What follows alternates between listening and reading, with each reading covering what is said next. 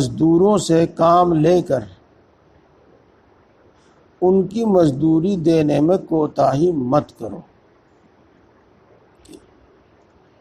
اس مقدمے میں سرکار عالی مدعی ہوں گے۔ مزدور ہے، 2 دن 10 دن 20 دن اس نے کام کیا، جب کام ختم ہو گیا، اچھا بھائی دے دیں گے پیسے، 2 دن میں 4 دن میں لے جائیے۔ تو اب وہ 2 دن 4 دن کے بعد آیا، پھر 2 دن 4 دن ہو گئے، اسی طرح اس کو ٹلاتے رہے۔ یہ اللہ کے نزدیک بہت بڑا جرم ہے، بہت بڑا جرم ہے۔ کیا سزا اس کی؟ یہاں اس کی کوئی سزا تو بیان نہیں کی۔ حدیث پاک میں آیا ہے کہ جس آدمی کے پاس وسعت اور گنجائش ہو اور پھر بھی وہ اس کا حق نہ دے جس کا اس کے ذمہ حق ہے، مثال کے طور پر نوکر کی نوکری، مزدور کی مزدوری، کسی کا قرض، تو اس کو ظلم قرار دیا گیا ہے حدیث پاک میں۔ اب یہ ظلم ہے اس شخص پر، اور رسول اللہ صلی اللہ علیہ وسلم قیامت کے دن خود اللہ کے حضور میں دعویٰ پیش کریں گے۔ اللہ کے رسول صلی اللہ علیہ وسلم مدعی ہوں گے اس کی طرف سے کہ فلاں شخص نے فلاں شخص کا حق نہیں دیا یا حق دینے میں دیر کی، تاخیر کی۔ اس لیے بات یہی ہے، مزدور کی مزدوری پسینہ خشک ہونے سے پہلے دو۔ اسی طریقے سے نوکر کی نوکری جو مقررہ وقت ہے، کہیں ہفتے میں دی جاتی ہے تو کہیں مہینے میں دی جاتی ہے، تو اس مقررہ وقت پر اس کی نوکری دو۔ یہی اسی طرح قرض کا حال ہے، قرض میں جو وقت مقرر کیا ہے، جو وعدہ کیا ہے، اس وعدے پر دو، اور نہ دے سکو تو پھر دوبارہ معذرت کر کے دوبارہ وقت لے لو اس سے۔ یہ ہے عہد کر کے اس کے خلاف مت کرو۔ اگر کسی شخص سے کوئی وعدہ کیا ہے، ایک تو ہے وعدہ اور ایک ہے معاہدہ۔ مثال کے طور پر بیع، کوئی چیز خریدی ہے، وہ آپس میں دونوں میں ایک معاہدہ ہے۔ مثال کے طور پر کوئی چیز کرائے پر لی ہے، وہ آپس میں دونوں میں ایک معاہدہ ہے، تو اس میں جو وعدہ ہوا ہے اس کی خلاف ورزی نہ کرو۔ دو ملکوں میں آپس میں ایک معاہدہ ہوتا ہے، اس کی خلاف ورزی نہ کرو۔ یہ ان چیزوں کو آدمی معمولی سمجھتا ہے۔ قرآن پاک میں کئی جگہ اس کا حکم دیا گیا ہے کہ جو عہد و پیمان کرو اس کے پابند رہو۔ ان العہد کان مسئولا، اس میں یہی بتایا، یا ایھا الذین آمنوا اوفوا بالعقود، اس میں بھی یہی بتایا گیا ہے۔ یہ اور حدیث پاک میں آیا ہے کہ جو قوم، جو لوگ عہد کی پیمان کی خلاف ورزی کرتے ہیں تو اللہ تبارک و تعالی غیر قوموں کو ان پر مسلط کر دیتا ہے، خصوصاً جب کہ اس میں اللہ کے نام کا واسطہ آ گیا ہو، اللہ تبارک و تعالی کی قسم کھا لی گئی۔ اس مقدمے میں بھی سرکار عالی مدعی ہوں گے۔ ہاں، میدان حشر میں حساب کے وقت اس قوم کا اور ان لوگوں کا مقدمہ اللہ کے حضور خود رسول اللہ صلی اللہ علیہ وسلم پیش کریں گے، جن کو عہد و پیمان کی خلاف ورزی کر کے دھوکہ دیا گیا ہے۔ جس میں رسول اللہ صلی اللہ علیہ وسلم خود مدعی ہوں گے، تو اب سمجھ لیا جاوے کہ اللہ کی طرف سے فیصلہ پھر کیا ہوگا۔ بہت سے لوگ قحط کے زمانے میں اپنی اولاد کو بیچ دیتے ہیں۔ یہ بیچنا اور یہ خریدنا سب حرام ہے۔ اولاد کو بھی بیچتے ہیں لوگ۔ آج کل تو معاملہ ہی کچھ اور ہو گیا ہے۔ ہاں، پیٹ تمہارا، اولاد فلاں کی، مل جاویں گے تمہیں 2 لاکھ روپے 4 لاکھ روپے۔ یہ اولاد کو بیچنا ہے۔ اسی طریقے سے کچھ علاقوں میں جہاں غربت ہے وہاں سے لوگ عورتیں لاتے ہیں، لڑکیاں لاتے ہیں، وہ بیچ دیتے ہیں۔ ایسا بیچنا، ایسا خریدنا، یہ سب حرام ہے۔ اس مقدمے میں بھی سرکار عالی مدعی ہوں گے۔ یہ کئی بار آ چکا ہے میدان حشر میں۔ یہ مقدمہ اللہ کے سامنے خود اللہ کے رسول صلی اللہ علیہ وسلم پیش فرمائیں گے۔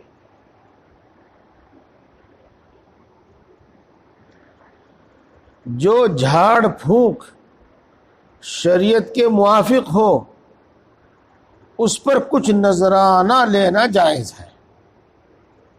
یہ بات تو بالکل صاف ہو گئی ہے، لیکن میں آپ کے سامنے ایک مشورہ پیش کروں گا۔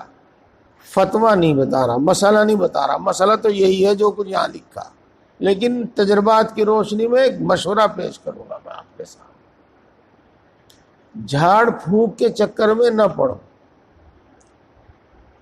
اس کا کوئی فائدہ نہیں ہے۔ کیوں؟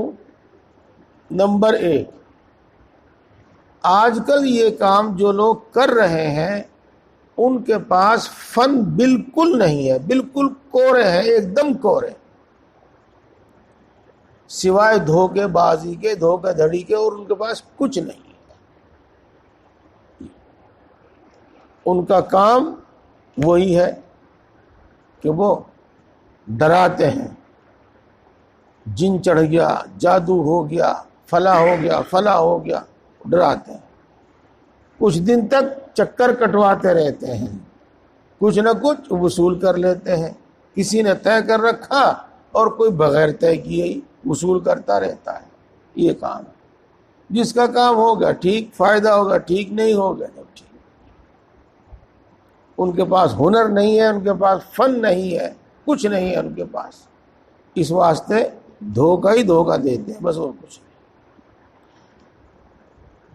جن کے پاس ہنر ہے اور وہ جائز طریقے پر ایسا کریں ٹھیک، لیکن اس سے بھی بہتر یہ ہے کہ آپ وہ دعائیں پڑھیں، وہ عمل کریں جو حدیث پاک میں آیا ہے۔ مثال کے طور پر آدمی کو کوئی بھی جسمانی بیماری ہے، مثال کے طور پر اس کو بری نظر لگ گئی ہے، جس کو نظر بد کہتے ہیں، نظر لگنا کہتے ہیں، یہ ہے۔ مثال کے طور پر کسی نے اس پر کوئی جادو یا ٹونا ٹوٹکا کر ہی دیا ہے، حالانکہ یہ بہت کم ہے، بہت کم ہے، وہم زیادہ ہے، کچھ بھی چیز ہے۔ گارنٹی کی بات ہے، چونکہ حدیث پاک میں آیا ہے اور پکی حدیثوں میں آیا ہے، بالکل پکی صحیح حدیثوں میں۔ ہر نماز کے بعد آیت الکرسی پڑھیے، ایک ایک مرتبہ قل هو اللہ احد، قل اعوذ برب الفلق، قل اعوذ برب الناس پڑھیے، یا 3 بار پڑھیے، آپ کو اختیار ہے، اور اپنے ہاتھوں پہ دم کر کے پورے جسم پر پھیر لیجئے۔ رسول اللہ صلی اللہ علیہ وسلم کا عمل تھا، اور رسول اللہ صلی اللہ علیہ وسلم نے اس کی تعلیم بھی دی۔ یہ حضرت عائشہ رضی اللہ تعالی عنہ ارشاد فرماتی ہیں کہ رسول اللہ صلی اللہ علیہ وسلم جب بستر پر لیٹ جاتے تھے تو ایک ایک بار قل هو اللہ احد، قل اعوذ برب الفلق، قل اعوذ برب الناس پڑھتے اور ہاتھ پہ دم کر کے پورے جسم پہ پھیر لیتے، اور اسی طرح 3 مرتبہ کرتے۔ تو 3 مرتبہ قل هو اللہ، 3 مرتبہ قل اعوذ برب الفلق، اور 3 مرتبہ قل اعوذ برب الناس ہو گئی۔ اور ہمیشہ ایسا کرتے۔ جب رسول اللہ صلی اللہ علیہ وسلم بیمار ہوئے اور آپ کے ہاتھوں میں اتنی طاقت نہیں رہی کہ پورے جسم پر پھیر لیں، تو میں نے پڑھا اور آپ کے ہاتھوں پہ دم کیا اور آپ کے ہاتھ ہی آپ کے جسم پر پھیر دیے۔ حضرت عائشہ رضی اللہ تعالی عنہ یہ فرماتی ہے کہ رسول اللہ صلی اللہ علیہ وسلم کے جو مبارک ہاتھ تھے ان کا بدل میرے پاس نہیں تھا، اس لیے میں نے اپنے ہاتھ آپ کے جسم پر نہیں پھیرے، بلکہ رسول اللہ صلی اللہ علیہ وسلم کے ہاتھ ہی آپ کے جسم پر پھیرے۔ یہ تو دوستو یہ سنت بھی ہے، اور جو فائدہ اس کا نماز کے بعد پڑھنے کا، وہ فائدہ اس وقت پڑھنے کا ہے۔ اسی طرح یہ کام کرنے کے بعد آیت الکرسی پڑھو، اللہ لا الہ الا هو الحی القیوم، یہ پڑھو، پوری ہے، پوری آیت شریفہ۔ اور سورہ بقرہ کی آخری آیت ہے، آمن الرسول بما انزل الیہ من ربہ والمؤمنون کل آمن باللہ وملائکتہ وکتبہ ورسلہ، آخر تک پڑھو اس کو، سورت کے ختم تک۔ انشاءاللہ العزیز جنات سے، ٹونا ٹوٹکا، جادو، سب چیز سے حفاظت ہے، اور جسمانی بیماریوں سے بھی حفاظت ہے۔ یہ رسول اللہ صلی اللہ علیہ وسلم کی سنت ہے۔ تو ان چیزوں میں ہم پریشان رہتے ہیں، اس کا علاج یہ کیجیے گا۔ ایک بات تو یہ ہو گئی، اور اگلی بات اور سنو، جو لوگ کسی طرح کرتے ہیں وہ تو وہ جانے، لیکن میرے علم کے مطابق جو اچھے لوگ ہیں وہ بھی یہی دیتے ہیں، چاہے وہ اسی کو لکھ کے تعویذ بنا کے دے دیں، یا انہی کا نقش دے دیں، یا کچھ دے دیں، یہی کرتے ہیں، اس کے علاوہ کچھ نہیں۔ تو اپنی عادت یہ بناؤ، رات کو جب آپ پڑھیں وہاں آپ کی بیوی بھی ہے، بچے بھی ہیں، ان کو بھی دم کر دو، بس انشاءاللہ العزیز فائدہ جو ہونا ہے ہوگا۔ جو تکلیف مقدر ہے بندے کی مصلحت کی وجہ سے وہ تو ہوگی۔ یہ ہو گئی۔ اب آ جاؤ اس کے بعد آگے، دشمنوں نے گھیر لیا ہے، دشمنی بڑھ گئی ہے۔ ہر نماز کے بعد اور نماز کے علاوہ دوسرے اوقات میں بھی دعا پڑھو، اللہم انی اجعلک فی نحورہم وَأَعُوذُ بِكَ مِن شُرُورِهِمْ، یہ دعا پڑھو، یہ دعا یاد کرو۔ جی ہاں، خود کرتے کراتے کچھ نہیں ہے، یاد بھی نہیں کر پاتے ہیں، بس وہی جو غیر مسلموں میں طریقہ ہے، غیروں میں طریقہ ہے کہ جب پریشان ہوئے تو پنڈت جی کے پاس چلے گئے، بس وہی کام ہم نے بھی شروع کر دیا۔ نہیں، دعا کر۔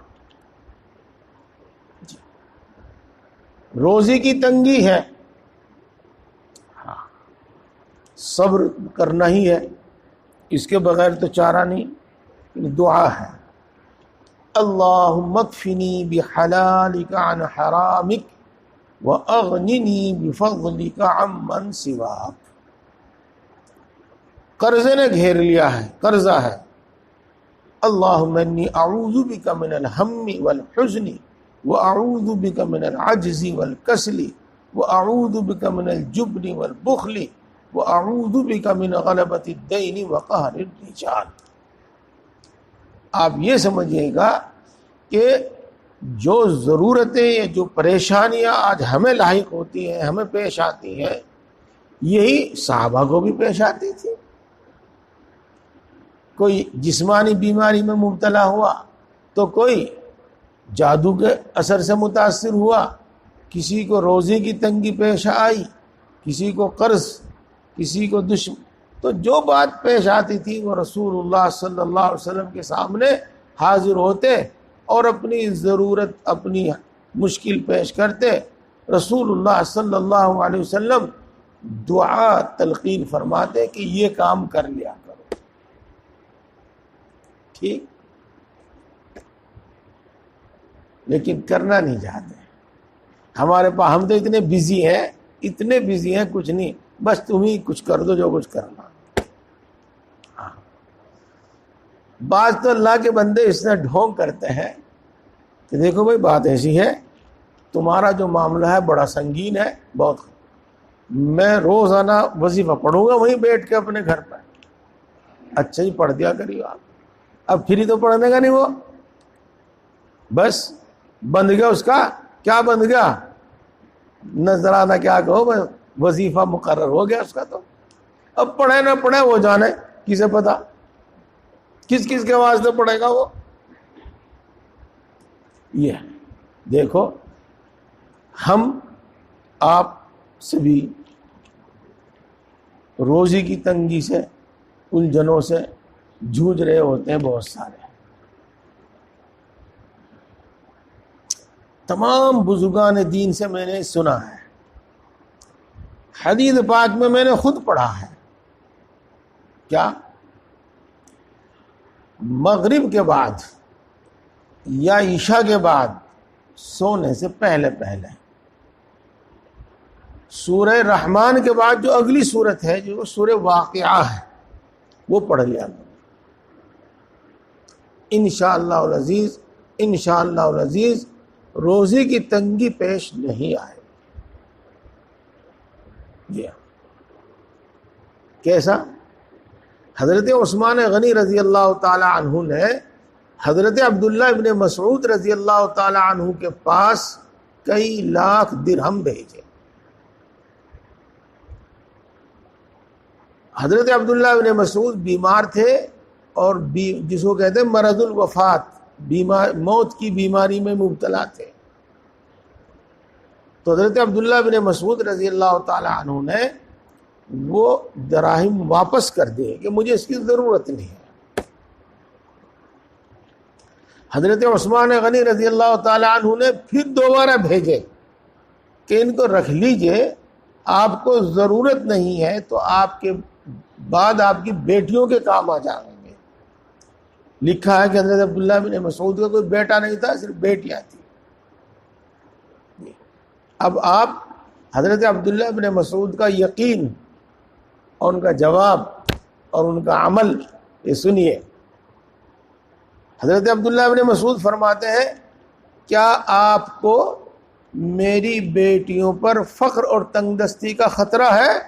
نہیں، مجھے کوئی خطرہ نہیں ہے، چونکہ میں نے ان کو سورہ واقعہ یاد کرا رکھی ہے۔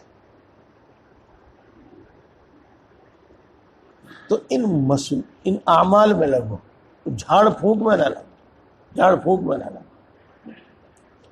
اب اگر اسے ماشاءاللہ آپ میں سے بہت سارے ایسے ہیں جو یہ کام کریں گے اور کر سکتے ہیں۔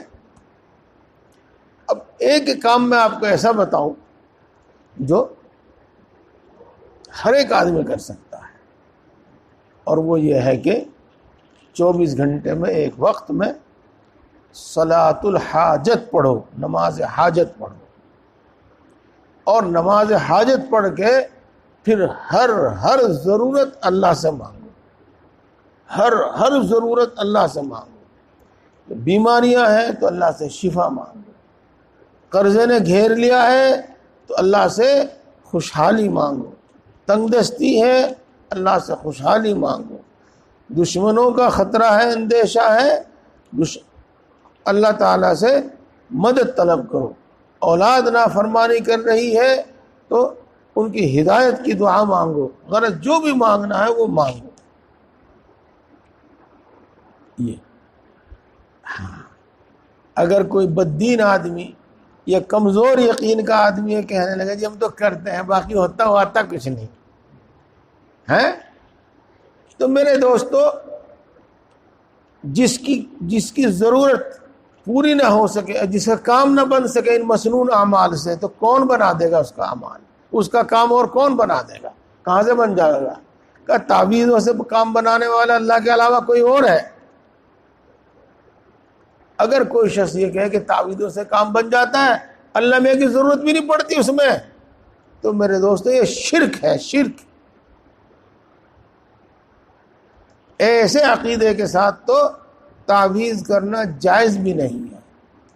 علماء نے لکھا ہے کہ جو شخص ان کو مؤثر بذات سمجھے کہ جب تعویذ ہوگا تو وہ اپنا کام کرے گا، جس کا مطلب یہ ہے کہ اللہ چاہے یا نہ چاہے بس پھر تو کام ہو ہی جائے گا، یہ تو شرک ہے۔ تو دوستو یہ ہے۔ اور اس کے بعد ایک بات اور سن لو، بس پھر آگے چلتے ہیں۔ یہ تمنا ہی نہ کرو کہ میں بیمار نہ ہوں، اس دنیا میں ایسا ہو ہی نہیں سکتا، یہ تو اللہ کا نظام ہے، رکھی ہوئی ہے۔ دعا کرو، ہاں بیماری بھی دور ہو جاوے گی، ہلکی ہو جاوے گی، دل کا سکون ہو جاوے گا، لیکن بیمار ہی نہ ہو آدمی، ایسا نہیں ہوگا۔ اور یہ تمنا نہ کرو کہ ہمیشہ خوشحال ہی رہے اور کبھی تنگی ہی نہ آوے، کبھی کاروبار میں کمی ہی نہ آوے، ایسا ہو نہیں سکتا، اس دنیا میں ایسا ہو نہیں سکتا، اس نظام کے خلاف ہے۔ جب یہ باتیں پیش آویں تو صبر کرو، صبر کرو، اور صبر کے ساتھ ساتھ اللہ تعالیٰ سے دعا خوب کرو، خوب کرو۔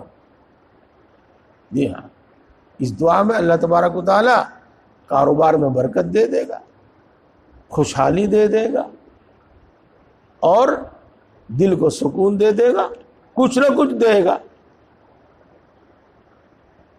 امید ہے کہ میری بات آپ کی سمجھ میں آئی ہوگی، زیادہ پریشان ہونے کی ضرورت نہیں ہے۔ یہ چیزیں تو اس دنیا کی خاصیت ہے، خاصیت پیش آتی ہی آتی ہیں، یہ ہے۔ اچھا، اگر کھانا پکانے کو کسی کو آگ دے دو تو ایسا ثواب ہے جیسا کہ وہ کھانا دے دیا جو اس آگ سے پکایا ہے، اسی طرح نمک دے دینے کا ثواب ہے۔ یہ تو اس زمانے کے اعتبار سے بتائی، اب تو گھر میں آگ ہے، ہر گھر میں۔ بات ایسی ہے، بہت ساری چیزیں ہیں جو چھوٹی چھوٹی ضرورت کی ہیں، تو ان ضرورتوں کو پورا کرنے میں، خاص طور سے مانگنے والے کو وہ چیزیں دینے میں کبھی پیچھے نہ ہٹو۔ بہت مرتبہ ایسا ہوتا ہے، اور اچھے اچھے گھرانوں میں ہوتا ہے، اچانک رات کو چائے بنانے لگے لیکن دیکھا کہ پتی ہے نہیں، چائے کی پتی ہے نہیں۔ اب وہ کسی بھی واسطے، چاہے بیمار کے واسطے یا مہمان کے واسطے یا اپنے ہی واسطے، تو ایسے موقعوں پہ عام طور سے جہاں پہ تکلف ہوتا ہے، بس دیکھیے ذرا چچا کے یہاں سے لے آئیو، ذرا بھائی پڑوس میں سے لے آئیو چائے۔ تو ایسے موقع پر خوش دلی سے دے دینا چاہیے، اور اس کو نہ تو حقیر سمجھنا چاہیے نہ بوجھ سمجھنا چاہیے۔ یہ اسی طرح کبھی نمک، کبھی ماچس، اور بہت ساری اس طرح کی چھوٹی چھوٹی چیزیں ہیں، تو ان میں خوش دلی کے ساتھ دے دینی چاہیے، نہ احسان جتانا چاہیے، نہ اس کو حقیر سمجھنا چاہیے۔ یہ تو بات ہے، یہ تو حکم ہے دینے والے کے لیے، اور لینے والے کے حکم یہ ہے کہ حتی الامکان دوسرے سے کوئی چیز نہ مانگے، اور مجبوری اور ضرورت میں اجازت ہے۔ یہ جہاں پانی کثرت سے میسر ہو وہاں کسی کو پانی پلانے سے غلام آزاد کرنے کے برابر ثواب ملتا ہے، اور جہاں کثرت سے، خوب فراوانی سے پانی میسر نہ ہو وہاں پانی پلانے سے ایسا ثواب ہے جیسے کسی مردے کو زندہ کر دیا۔ یہ حدیث پاک کی ہے۔ جیسا کہ یہاں ہمارا علاقہ ہے، پانی کی خوب فراوانی ہے، کوئی کمی نہیں الحمدللہ، لیکن ایسے موقع پہ بھی پانی کا انتظام کر دو، خاص طور سے گرمی میں کولر رکھ دو، کوئی اور دوسرا انتظام کر دو، اس کا غلام آزاد کرنے کے برابر ثواب ہے۔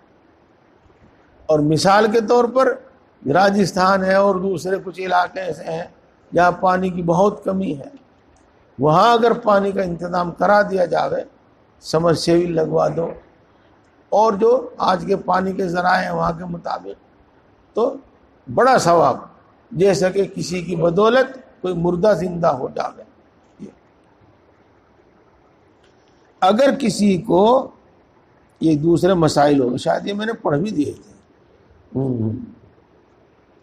یہ دوسرے مسائل ہیں کچھ جن کی ہمیں کم ضرورت پیش آتی ہے۔ بس وقت بھی ہو گیا ہے اشراق کا، انشاءاللہ پھر چلیں گے۔ اللہ تبارک و تعالیٰ ہم کو سمجھ اور عمل کی توفیق عطا فرمائے۔ میرے دوستو، بات تو پرانی ہے، نئی نہیں ہے، لیکن دہرا رہا ہوں اور دہراتے رہنا چاہیے۔ پہلی بات تو یہ ہے کہ دین صرف نماز اور تسبیح کا نام نہیں ہے، صرف روزہ حج زکوٰۃ کا نام نہیں ہے، بلکہ یہ تو دین کے بہت بنیادی اور بہت بڑی شان والے حکم ہیں، اور دین میں اس کے علاوہ بھی اور بہت ساری باتوں کا حکم ہے، اور ان سب کی پابندی بھی ہمارے لیے ضروری بھی ہے اور فائدہ مند بھی ہے۔ جیسا کہ مثال کے طور پر یہ باتیں ہم کو پڑھائی جا رہی ہیں، ان میں سے ایک ہے اچھے اخلاق، اچھی عادت۔ اسی طرح ان میں سے ایک ہے کہ جب معاملہ کرو تو دیانتداری سے کرو، صفائی کے ساتھ کرو، اس میں دھوکہ دینا کا نہ ارادہ ہو، نہ آدمی دھوکہ دے معاملہ۔ اسی طریقے سے اس طرح رہو کہ ہماری ذات سے کسی دوسرے کو تکلیف نہ پہنچے، نہ ہمارے گھر میں ہمارے بیوی بچوں کو، نہ ہمارے پڑوس میں ہمارے پڑوسیوں کو، اور نہ وہ سب لوگ جن سے ہمارا کسی بھی قسم کا واسطہ پیش آتا ہے۔ اس کو عربی میں کہتے ہیں معاشرت۔ یہ تو اس طریقے سے اخلاق، معاشرت اور معاملات یہ بھی دین کا حصہ ہے اور دین کا جز ہے۔ ایک تو یہ کہ جب اللہ نے ان کا ہمیں حکم دیا ہے تو اللہ تعالیٰ ان پر اجر ثواب بھی دے گا، اور ان کی خلاف ورزی کرنے پر اللہ پوچھ بھی کرے گا، پکڑ بھی کرے گا۔ دوسرے ایک اور چیز سمجھو، عبادت ایک ایسا عمل ہے جس کا فائدہ اپنی ذات کو ہوتا ہے، اور معاملہ جس سے ہمارا دوسروں سے واسطہ پڑتا ہے، معاشرت اس میں بھی دوسروں سے واسطہ پڑتا ہے، اور اخلاق اس میں بھی دوسروں سے واسطہ پڑتا ہے۔ تو اس میں اسلام کی خوبی بھی ہم پیش کرتے ہیں۔ جب خاص طور سے مسلمان اور کرتے پجامے اور داڑھی والا 2 مرتبہ 4 مرتبہ کسی کے ساتھ بدسلوکی کرے گا تو اس کے دماغ میں ایک دم یہ بات جاوے گی کہ مسلمان ایسا ہی ہوتا ہے، یعنی مذہب اسلام ایسا ہی سکھاتا ہے۔ اور اگر اس کا الٹا ہو، جب وہ ان کے ساتھ اچھا سلوک کرے گا، اچھا معاملہ کرے گا، اچھے عادت و اخلاق سے پیش آوے گا، اور 2 4 10 مسلمانوں کو وہ دیکھے گا، تو اس کے دماغ میں خود بخود یہ بات جاوے گی کہ اسلام یہی اچھی بات سکھاتا ہے۔ تو اس کا اثر یہ ہے کہ یا تو ہمارے معاملات اور اخلاق سے اسلام بدنام ہوگا، اور یا ہمارے اخلاق اور معاملات سے اسلام